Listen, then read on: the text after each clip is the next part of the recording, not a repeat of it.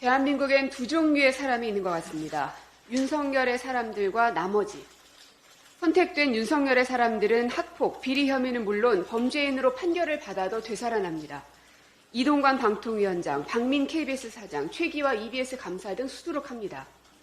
반면 나머지에 해당되는 사람들은 같은 편이었어도 배신자라는 꼬리표를 붙여 쫓아냅니다. 이준석 전 대표, 나경원 전 의원, 유승민 의원 등이 해당될 겁니다. 복종을 거부하는 야당 인사들은 말할 것도 없습니다. 민주당의 수많은 의원들, 노동조합, 장애인, 청년과학자, 언론인 등이 해당될 겁니다. 이렇듯 서로 한 카테고리에 묶일 수 없는 이들이 반윤이라는 깃발 아래 공감대를 형성하고 있는 작금의 상황을 보면 국민 통합을 이뤄낸 대통령에게 고맙다고 해야 하나 실소만 나옵니다. 국민권익위원회가 오늘 전원위원회를 열어 박문진의 권태선 이사장과 김석환 이사의 업무 추진비 사용 등 청탁금지법 위반 등에 대한 조사 결과를 발표할 예정이라고 합니다. KBS 박민 사장은 인사청문회가 실시되기 한참 전부터 청탁금지법 위반에 대한 신고가 들어갔지만 인청 때는 물론이고 사장이 되고 나서 KBS를 온통 쑥대밭으로 만들고 있는 지금까지도 결과는 전혀 들리지 않고 있습니다. 윤석열 대통령과 술잔을 부딪혔는지 여부가 인생을 이렇게 180도 다르게 만듭니다.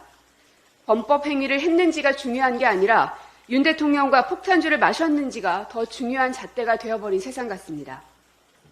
이미 권태선 이사장에 대한 방통위의 해임 처분이 법원에서 부당한 것으로 결정된 바 있습니다.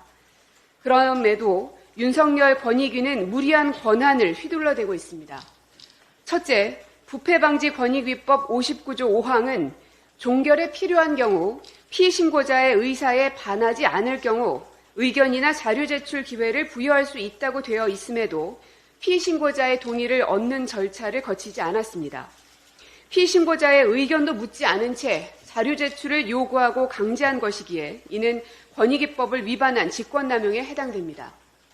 둘째, 문진에 현장 조사 나온 권익위 직원들이 신고자와 접촉하지 않았다고 밝혔는데 실제 피신고인 측 조사도 제대로 하지 않고 신고자 측 증거만으로 전원위원회에 안건을 올려 수사 의뢰한다면 권익위 법령 위반에 해당합니다.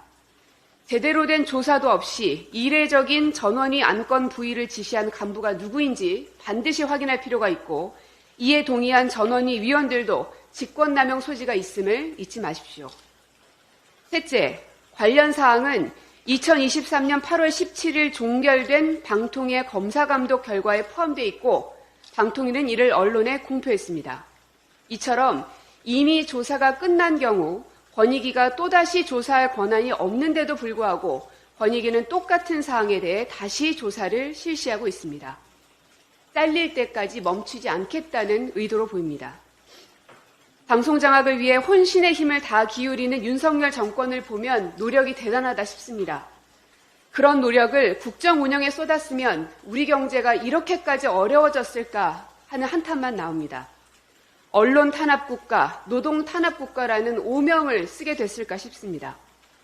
방통위 검사 감독을 통한 박문진 이사 해임이란 목표를 달성하는 데 실패하자 다시 국가기관인 권익위를 동원해서 억지로 죄를 만들어 씌우려는 윤 정부의 공영방송 장악 의도는 결코 성공하지 못할 것이며 반드시 그 대가를 치르게 될 것입니다.